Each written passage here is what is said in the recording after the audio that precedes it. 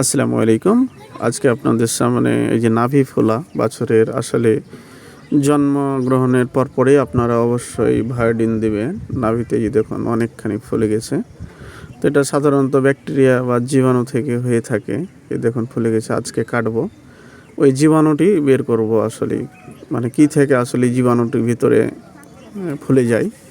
তো আমার চ্যানেলটা অবশ্যই সাবস্ক্রাইব করবেন এরকম নতুন ভিডিও পেতে। এই যে দেখুন এই যে জীবাণু, এই যে পুঁজ বের করা হয়েছে, সুন্দর করে কেটে নিতে হবে। এই দেখুন পুঁজ বের হয়েছে, জীবাণুটি আপনাদের দেখাবো। এই দেখুন জীবাণুটি হলো, এই যে দেখুন এইটি ঢুকেছিল, এটি থেকেই পুষ্টির সৃষ্টির মূল কারণ। এই যে দেখুন এটি হলো নাভি, ভিতরে ইনফেকশন হয়ে এই সৃষ্টিটা হয়ে থাকে। তো এরকম ভিডিও পেতে অবশ্যই আমার চ্যানেলটি সাবস্ক্রাইব করবেন। এই ট্রিটমেন্ট হচ্ছে, প্রথমে আপনারা ভিতরে ভায়োডিন সালফা-3 পাউডার দিতে পারেন বা সালফাফেট পাউডার, সাথে ব্যথানাশক ইঞ্জেকশন এবং ঘা শুকানোর জন্য অ্যান্টিবায়োটিক ইঞ্জেকশন দিলেই হবে 3 দিন। আসসালামু আলাইকুম।